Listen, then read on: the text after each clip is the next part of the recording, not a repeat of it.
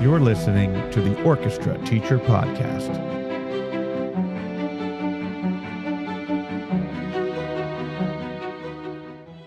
Welcome to the Orchestra Teacher Podcast. It looks like my video has frozen. So I'm going to go ahead and just introduce our awesome guest. We have with us Dr. Michael Hopkins from the University of Michigan. And we're going to be talking about all kinds of great things. Dr. Hopkins, very well known in the string world, a friend, a mentor, and just an all-around awesome human being. Great conductor, great composer. He's got all kinds of works out. So we're going to talk to Dr. Hopkins and let everybody get to know him a little bit. And we're just going to chat. This is my spring break edition. I am unshaven, and I'm about to go do a whole bunch of yard work and things. So, but I'm really, really enjoying this time off. Dr. Hopkins, welcome to the Orchestra Teacher Podcast. Thanks for having me, Charles. Absolutely. It's great to be here. Absolutely. It's awesome that you're here. And I guess I don't know what took me so long to get you on the podcast, because we've been doing this, for a little while. But you and I kind of share some history all the way back to, I think, when you came out, and Brad File had you come out to Las Vegas back in like 90-something, late 90s or early 2000s maybe, to conduct the honor orchestra out there. And that's when I first met you.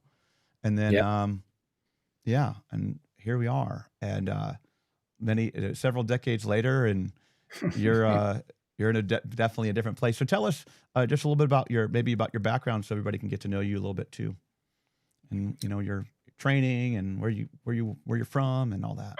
Sure. So, I'll try to give you the really brief version. So I grew up in Colorado, and I went to Colorado State for my undergrad, and that's where I got my bachelor's in music education. And I taught in a couple different districts in Colorado. And then my connection with Michigan started, I remember I was on, I remember the mail came, I was sitting on my front porch of my house in Fort Collins, and there was this brochure that said, "It's happening in Ann Arbor this summer." And I went to this thing but Professor Robert Culver was hosting, called the American String Workshop, and that was in 92, I think, and that's how my connection to Michigan started, and that's where I met Bob Phillips, I met Bob Gillespie for the first time, I met Randy Sabine and Andy Debchinsky, and I just and Dan Long, and I met a ton of people that summer, and I just decided that, if I was going to go to grad school, I'd like to go someplace like that. So in 94, I came here for my master's. I was invited to stay for the PhD. And then it was in the early 90s. It was when I was teaching kids that I started writing for orchestra. That's when I started composing. And then I guess when I was in high school, I was in rock bands, and we wrote songs, and but it was really in when I had my own orchestra, and I was seeing gaps in the available literature to purchase. Like, I wanted to do something that was in F major in grade 2 level or something. And so I wrote something for them.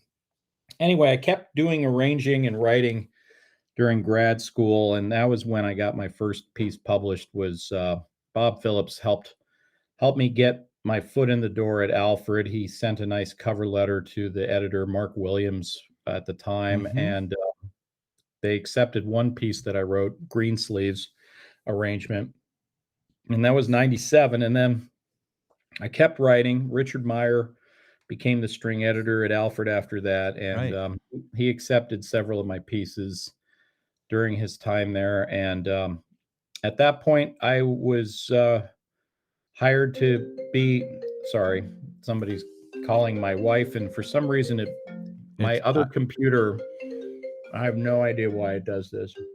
And if I decline, okay. Anyway, all right. No, it's all good, man. There's certain things, I feel I'm pretty tech savvy, but there's certain things about these devices I feel like I do not have control and sometimes over. Like, I want to turn off my phone, and silence that, but I want my computer to be, like, not on do not disturb. I want to get notifications on my computer, but not my phone, and it all links together. Sometimes it's kind of Anyways, that we share an Apple ID, and I keep telling her, it's like, this is not a good idea. Yeah. Apple does not want us to do this, No. and so Yeah. she doesn't want to have her own. So it just there's certain things that just Yeah. don't go well. That's But funny. anyway, yeah. So I was at University of Vermont for 11 years. I conducted the orchestra there, and I kept writing. And oh yeah, it was when I was at Michigan in the 90s. I took a class in string pedagogy, and Professor Culver, we used to always have to take notes and create these big 3-ring binders back then of the Yeah. notes that he would deliver. And he said in class one day, he said, someday this information will be able to be stored digitally and shared with all the world. And I thought, I think we can actually do that right now. And I went home and I great. read a what was it called? It was this little thing, like a beginner's guide to HTML or something. It was like this thing that was on the internet back then. And so I read it, made my own web page, and created this thing I called the string pedagogy notebook, because it was supposed to be a digital version of the notebook. That's awesome. And that was the website that kind of grew and grew and grew. It really did. That was a resource. I used it a lot. I know that. Yeah. So anyway, in 2010, Professor Culver retired from the University of Michigan, and I was invited to apply, and I did, and I didn't think that they would hire me, but they offered me the job. So amazing. So we've been back here since 2010. Yeah. So now I guess I'm wrapping up my 13th year. Fantastic. And you're a full professor and all I am. that. Yeah. Amazing. Yeah. Yeah. It's just a great story. And all the resources that you've put out, whether it's the website and then now your YouTube channel and then your book. Tell us a little bit about your book. Yeah. So I've got the book here. I've got it's published by GIA. What started to happen with the website was that, I don't know, by the early 2010s, it was just becoming very large and very unwieldy.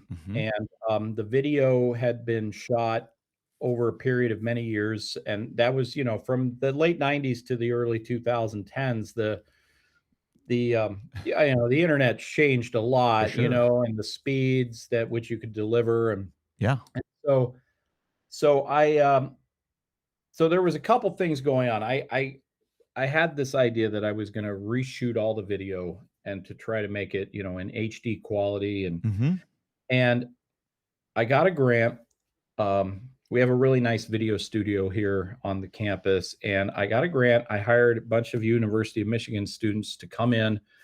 We shot the video from 3 different angles and nice microphones. And I edited it all myself in Final Cut Pro and did the narration. So I made these videos, and then at about that same time, there was this kind of movement towards interactive web spaces. They were calling it Internet 2.0 at the time. And I went to a conference session, and they were talking about, these sites like, are you familiar with the Banjo Hangout? No. You ever seen that? No. So, it's like the idea is that instead of one person who just posts their own content, you create like a website where people log in and they share content with each other. Yeah. And so I got another grant, and I attempted to develop something like that. I hired a couple of different U of M students to help me with that. They used WordPress as the kind of the foundation to build it on. And anyway,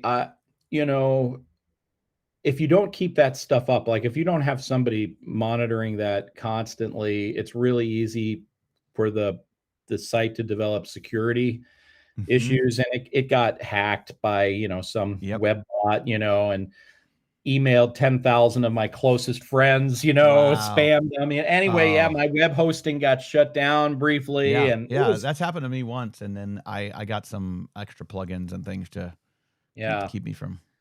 so I was, I was kind of struggling at that time to figure out what to do, because that didn't seem to be like a viable direction for me. And so one day I downloaded the whole website and I printed it out, and I realized it's like 200 pages. Yeah, that's a book.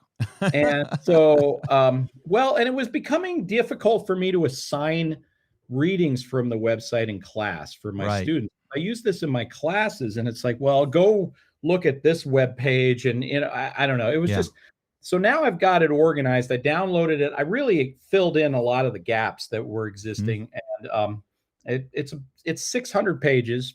Yeah. It's in two parts. So this is half of it. There's another one. It's one book, but too long. Well, yeah, 600 pages is a lot to. I wanted to have it with this spiral bound, so you could open up and put the musical examples on a music stand. Nice. And so it's 600 pages. It's published by GIA. It's got a really good price on it. It's like $59 for a 600 page book. That's great. That's really great. And inside the book, there are QR codes in the margins that you can scan, and it'll open up my YouTube channel that has all the video content. Great. Right. So yeah, so it's my intent was for it to be a really valuable, useful reference resource for people in the profession. Yeah. And it is. It's fabulous. Yeah, Everything's there. Well, thanks. Yeah, I mean, I know, Wagner had his ring cycle. I have the book, it's ring bound, so it's close. Yeah. I carried it around with me for 25 years, finally got it down on paper, and it's out. And we're talking about a second edition to, expand, update some of the content to reflect some of the changes that have happened over the last few years, fill in some of the gaps that have kind of emerged, add an index to it, which we didn't get on the first one. And yeah, that would be handy. That's a book like this, that's super helpful, because you just want to be able to, I'm an index person. Yeah, I like to, same here. I want a topic, go to the index. Yeah. So, and I got a bunch of repertoire in the back. So, looking at, maybe augmenting that, switching some of the pieces out, and, stuff like that. So very good. Yeah. And then tell us about some of your compositions, because you have some great pieces for middle school through high school. Yeah. So, well, I've been writing for a long time, Yeah. And so it's interesting.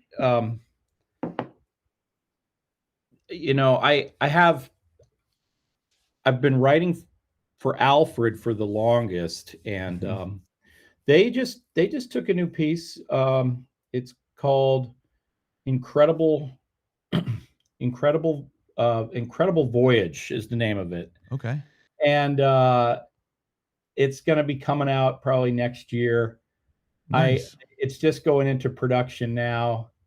I was playing this Pops concert with an orchestra last summer, and we were doing a bunch of film music and space music, and I had this idea, well, what if I could write something that sounds kind of like John Williams, E.T. or something like that, but make it grade 2. And love it. And need more of those. Yeah, so it's kind of got that sort of journey through the stars kind of thing going, and it's fun. They put out one this year. It's going to be out any time now. It's called Volcano. It's an explosive, fiery piece. Great title. Yeah, that's awesome. That's the secret, with these pieces. You got to give them a good title, because I've found over the years I'll write a really great piece, but I sometimes get punished for trying to be a little too clever with my titles. Like I wrote this piece that it just came out from Kendor called Arcopolis. I named it Arcopolis, like Arco is the word for bow, and then polis for city. So it was like the city of bows, right? Right. Archopolis. But the problem is, whenever people type the word Archopolis into a computer, it automatically autocorrects it to Acropolis, right? Right. And so we were having this problem where, like, on J.W. Pepper, it was even spelled wrong, Oh, wow. And my publisher had to reach out to them and fix it. So Yeah. anyway, we're getting the title fixed, but I just thought, man, that's just what the problem you get for. I mean, I've had people came up to me and asked them, and they were like, "I was in the reading session, and they played your piece Acropolis." I'm like, no, it's Archopolis, and anyway. I don't know. That's It's awesome, really though. funny. So you got to be careful. And with if you send me some links, if you have some like score and sound type videos, you send me some links. I'll put them in the description of the podcast too. Oh, okay. People can check them out. Yeah, there's a whole bunch, and to your book too, so we can people can grab that as well. Yeah, it's fun. Every once in a while, when I'll be on YouTube and I'll just search, and there's people who have posted videos performing my pieces, and that's very fun to see and get to hear groups from all over the place. That's really cool. Yeah, so I have a new Rhapsody in Blue arrangement that I did that just came out. Rhapsody in Blue apparently became public domain a couple years ago, and Mendy Varga at Kendor asked me if I could do an arrangement of it, and so I took. Is it grade one? Grade 1? It's grade 4. I know. It would be impossible. Yeah, that's great though. That's still very, very attainable, accessible. It's challenging. It's challenging. We read it in the at the Asta reading session. Oh, okay. And but yeah, it's a good arrangement. I've done it myself a couple times now, and it works really well. It's about 5.5 minutes. Okay. Gets all the main themes and strings, because you'd think, well, Rhapsody in Blue is one of those just great classic pieces of Americana, Absolutely. And yet it's because it's a piano concerto, and it's full orchestra, and I mean, there's a lot of limitations for school groups to play it, and you got to have someone that can play the piano part. Right. So it doesn't get done much in schools. So I thought, well, this would be cool to do something like this. Very cool. That's exciting. That's exciting. Any research projects you're working on right now that are that you're excited about, or some things that you've done recently? Well, I've got a couple things. I've been doing a lot of mentoring of grad students. Okay. And I've got a couple. There's this project that where Mike Vecchio, who is now at the University of Illinois, and when he was a PhD student, he had this interest in kind of doing a follow-up on my survey. I did a survey in 2013 of orchestra teachers to find out about their attitudes and their how they, well, not just how they feel about it, but how often they implement composing activities in their classes. Yes. And that was really interesting, I thought, because it revealed that while almost everybody, like 94% or something, said that they value composing as an activity, that less than half actually include it on a regular basis. And so anyway, Mike wanted to do a follow-up, kind of a replication of it with band directors. Okay. And so he gathered all that data, and I helped him develop that, and he administered the survey, and we're working together to write that up right now. Okay. Very cool. Another project, one of my grad students, Molly Wang, formerly Molly DiLorenzo, she's in Texas, and she had this interest in, I guess, the concept is ethical decision making. Okay. By orchestra teachers, particularly surrounding the selection of repertoire. Okay. And I led her to this theory. It's called moral foundations theory. A few lead authors. Jonathan Haidt is one of the lead authors. He's a pretty prominent social psychologist, and a couple other people whose names I can't remember off the top of my head were the kind of the main authors of that theory, and it's pretty interesting. It's used a lot in different aspects of psychology, and we were trying to take the Moral Foundations questionnaire and modify it, adapt it for use with orchestral teaching in schools, and see where people come down on different issues. And that's in the works. She's actually been working on collecting that data, and that seems like it could be kind of a promising area to go, but I'm not sure where exactly that's going. And that's pretty cool. There's a lot in there. Yeah. There's this other project I've been kind of thinking about. One of my PhD students brought it up in class a couple months ago about Allstate. The students who get selected for Allstate, what are their backgrounds and characteristics? I think people make a certain number of assumptions about like that students who make Allstate are always really, really well resourced, and they come from affluent backgrounds, but we don't have a lot of data to back that up. It's kind of an assumption people make.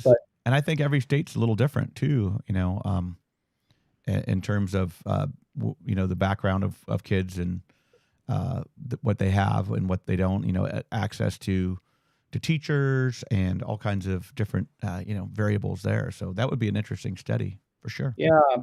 I mean, her first question that she raised in class was just basically like a kind of a proposition that not very many of those kids would come from Title I schools. But I actually, my kid, one of my daughters was principal base in Michigan Allstate this year. And so I had the program, and the program lists the schools. So I just took a few hours one day and I looked up the schools on the Common Core of Data, the National Center for Educational Statistics, and I discovered that 45% of the middle school kids anyway came from Title I schools. And so, but it got me thinking, because as you can provide a human being with all the resources that they need, and they still don't necessarily practice. Right. Yeah. Oh, I know that. Yeah. So there has to be at least part of the variance in the equation has to be, how hard the person works. Yeah. Right. So I guess, but the question for me is, well, how much of it is that? Like, I mean, I'm guessing you don't, in the strings, especially in like the violins, say in high school, all states. Like I conducted Georgia a few years ago, the 11-12 string orchestra down there. And, it's unlikely that any of those violinists are there if they haven't been taking some private lessons. Absolutely. Right? There's probably, it's a very rare occurrence that would happen, Yeah. But the question becomes, what are the variables? Because obviously not everybody who takes private lessons gets into Allstate, right? Right. Yeah. So it's a complicated thing, but I just thought, well, that might be kind of interesting to because people in the past have done some documentation of characteristics of Allstate students, but it's been a while. And one of the things I was thinking about was actually maybe surveying the parents of the students and getting info from them, which, as far as I can tell, nobody's ever done that. Yeah. So anyway, those are kind of the research things I've been thinking about lately. But yeah, that's fantastic. You've done so much, and I just wanted to publicly say thank you as well from me, because I think I would still be trying to figure out my statistics and my all that for my dissertation without your help. So I do appreciate that very much. And so many people just owe you a great deal with all the resources that you put out and made them available at no cost. It's awesome. It's really awesome. Tell us a little bit about your summer master's or your master's program, because I think I got to come up last year and do some guest teaching as part of that summer workshop. But and I know that there were quite a few students at that workshop that were also part of the master's degree program. So maybe tell us a little bit about that Is it Yeah. partially online, or is it? Yeah, there's the workshop. So here's the workshop. It's going to be June 22nd to 24th this year. Frank Diaz is coming up this year from Indiana. Awesome. And yeah, so it'll be great to have Frank here. Frank brings all kinds of great knowledge and in terms of both improvisation, double bass, mindfulness, wellness. He's doing some real interesting. He's got a couple of sessions on sequencing. Awesome, crazy smart guy, and just fun to be around. Everybody loves Frank, so yeah. So that's coming up. Cool. I've got Val Palmieri coming to teach violin, viola, do some sessions on group pedagogy. Abby Alwyn, who is one of our gems here in Ann Arbor, she's doing cello and also doing a session on teacher wellness. Very cool. With a friend of hers in the afternoon. So it's going to be great. Yeah, she's amazing. It was fun to get to know her last summer. Yeah. She's great. So and are you still running the track for the non-string major? Yeah. So we have 2 tracks, and actually I'm going to teach the string immersion track. Nice. This summer. Okay. So I did such a bad job last year. You're like, we got to correct on that one. No, you were awesome. That was fun. I had a great time. You were great. I'm always a little jealous, So this year I decided, I'm gonna do that one myself. Because there you go. That's awesome. So if you come to the workshop, if you know anybody who's like got a choral or a band background and they've been assigned to teach strings, and they haven't had string techniques for 20 years or even 5 years, I find it's great for a refresher. Yeah. And so we have a class in the morning. We provide all the instruments, and we just kind of go through foundational pedagogy for developing beginners, get into some intermediate stuff so you can be effective with your students. And then we've got the experience track, which is for people whose principal instrument is strings and who teach orchestra. And we have new music reading sessions every day. At the end of the day, I take people to the park and we grill. That was a fun barbecue. Yeah. That was just great. The weather was perfect, and So everybody, it's a great workshop, and I know one of our teachers here in my district in Cobb County, Georgia, Adam Gresham, who I've had on the podcast before. He was there, and that was his first real big workshop, and he has done awesome work this year. He went to both. He did the double duty. Went to your workshop, and he went to Bob's workshop at Ohio State, and man, he has done some awesome work this year at his first year string teaching. So. Very cool. Yeah. We don't talk about that Ohio State workshop. But but I'll say they're very different, and they both have different I think strengths and different areas of where they focus on. And yours is a little shorter. So if you're not willing to give up a whole week of your summer, how many days is it? 3 days. It's 3 days. Yeah, and that's for a lot of people, that's what they want. So fantastic. Yeah, that was part of that decision was so that it was different from the Ohio State workshop, but also because it does lead directly into our summer masters. And so we do have a summer masters program in music education. It's 3 summers, 5 weeks each summer. So it's a master's degree completely in person, and it takes place. So you get a master's in 15 weeks. Wow. In person. It's a lot of fun. We have about 30 people in the program, and it's like music camp for music teachers, Great. Yeah. They come and they hang out, and it's really 5 weeks. So is it like a 8 to 4, like for each day for 5 weeks, Monday through Friday? So it varies. So we have the the courses in the morning from 9 a.m. to 1, and then there's a break, and then we offer workshops in the afternoons. But people need 5 workshops total over the course of the 3 years. and my workshop, my string workshop counts for that. So if, you come 3 days early, you do the string workshop, then that frees up your time. So, And they can go to a different workshop like ASTA or it no, has to it has be to be one of our yours. Okay. workshops. Got it. But anyway, so some weeks you'll be in class 9 to 1, and then you're done for the day. And other weeks you'll go 9 to 1, and then you'll have a workshop in the afternoon. Got that it. you go. Oh, I see. Okay. Nice. If and so we rotate the workshops around. Some of the workshops are there every year, like the string workshop, the band conducting workshop, the choral workshop, and then there's like we'll do workshops on that are general music oriented. Okay. So they get a little Like variety. we've done guitar, composing, African drumming, Oh. things like that. We do technology, using music technology. We had Scott Edgar out for a social emotional learning workshop a couple times. People like that. We've done jazz improvisation workshops. Cool. And things like that. So we rotate it around to try, and we survey the people in the program each year to see what their areas of interest are, and we try to address that with the workshops. So yeah, well, that's great. And a lot of people don't want to give up their job, or they don't like doing online. So having it face to face, and 5 weeks is a lot to give up in the summer, but it's also you're getting a degree pretty quickly, honestly. So that's a really great option. Really great option.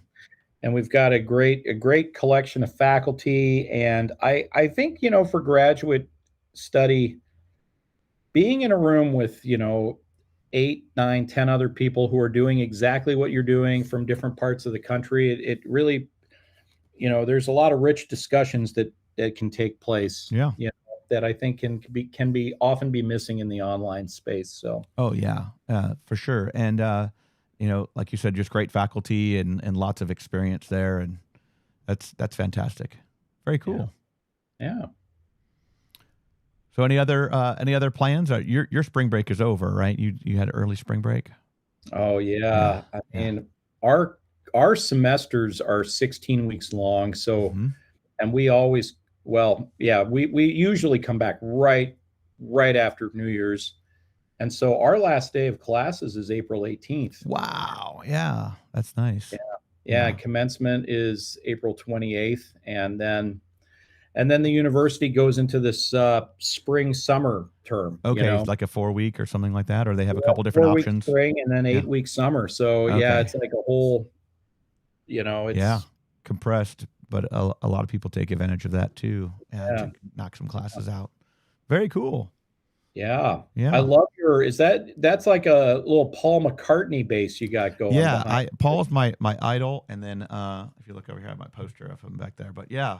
So I got the violin bass, and, it's just fun. I play around with it and try to learn Beatles songs and pretend that I know what I'm doing, but it's fun to tinker. And I got, my other instruments back here, but like you had seen, I just finished the studio. So, it was a lot of work, but it's awesome now. And so about to continue. I was very impressed. I watched that video of you and the installation, and you ran your own electrical, and I just thought, wow, you're my hero. This is amazing. YouTube University. That's the name of the game. So I had a couple giant trees taken out in my backyard, and to save a ton of money, I'm processing all of the wood myself. So I rented a 20-ton log splitter, and I'm about to go split a whole bunch of wood right now. So, oh my gosh. Anybody in Georgia, you need firewood, come see me. I'm going to have more than I can know what to do with, because they were really big trees, but I like the exercise and doing all that. So, you be careful. Yeah, I will. I'll definitely. Sounds like a dangerous tool. It's got this giant hydraulic thing that, you can put the biggest log in there you want, and takes care of it. Yeah. Pretty awesome. But that's what I'm doing. That's what I'm doing today. It's spring break, camping with my boys in a few days. So gonna enjoy that time. And then we come back from break, and the following weekend we have a trip to Asheville. We're going to be working with Christian House. Cool. He's doing some clinics with us and getting the kids off the page, and improvising and alternative styles, just different bowing techniques, all the things he's going to be able to do. And I hopefully inspire them to, want to play without the page. That's the goal. So yeah. That's great. So you're taking all your orchestra students on a trip to Asheville. Yeah, it's about 3 hours from us, so it's a quick. It's the first time they've traveled since before COVID, so we kind of had to break it in easy and make it a short. It's a weekend trip, but we're going to see the symphony there and work with Christian House, and there's a ghost tour and all kinds of. Asheville's kind of a charming place to go, so we'll have a good time. The kids get away for a few days. They're happy regardless of where they go, as long as they get away, Right. Yeah. Well, that would be great. Yeah. So just a bus full and about 60 kids. Yeah. A couple riding with parents, and it'll be good. Yeah. Yeah. Spring concert, and then do some small ensembles in May. That's our plan. Yep. That's great. What day do you get out of school? The 25th or 26th of May. So nice. Yeah. And I'll be going to doing a 4-day workshop for the university in Anchorage in Alaska. It's a 4-day workshop that I'm doing, 2 days of beginning pedagogy and 2 days of intermediate advanced pedagogy. So I'm doing that first week of June. Yeah. So that'll be fun. Yeah. Yeah. So it's put in a good word for me when you're I definitely will. You want to go? I've never been to Alaska. I would love to go. Oh, I went in November for a 1-day thing, and it was like it was a whirlwind, because I was in the plane longer than I was in Alaska. Yeah. But that was kind of like a teaser or just a kind of promo thing, because they want to get people signed up for the professional development credits for the summer thing. So and it's sponsored by the university, and I don't know, we'll see. It's crazy though. The flight is long, but I got to see it in the winter, and it was snowy, and now I'll get to see it in the summer where I guess it's beautiful. So it'll be fun. Yeah. Wow. The Anchorage, does it stay light out all like 24 hours there? I don't think it quite gets that far, but it's I think when I was there, they had like 4 or 5 hours of daylight in November. It wasn't very much. And so when I go in June, it should be light a lot longer. 5 hours of darkness. Yeah. So I'm looking forward to it. It'll be a good experience. Yeah. And then I'm going to that, that Ohio State workshop too this summer. Right. Yeah. Right. That's kind of like a yearly thing. And then, family visit maybe. So yeah, while we're there. Yeah, it'll be great. So, well, hey, I appreciate you coming on and taking the time. Send me a whole bunch of links, and I'll throw them in the description for your book and for any, pieces that you want people to check out. Or if you have a website with all that stuff listed, that would be great too. Okay. Yeah. I will. So, well, thanks again, Mike, and everybody out there, Orchestra Teacher Podcast. We are really, really excited for a whole bunch of things that are going to be coming up. But thanks again, Mike, for being here. Yeah. Thanks for having me. We'll see you guys later. All right. Bye.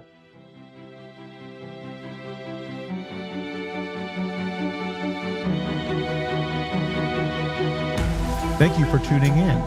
For resources and more information, visit orchestrateacher.net.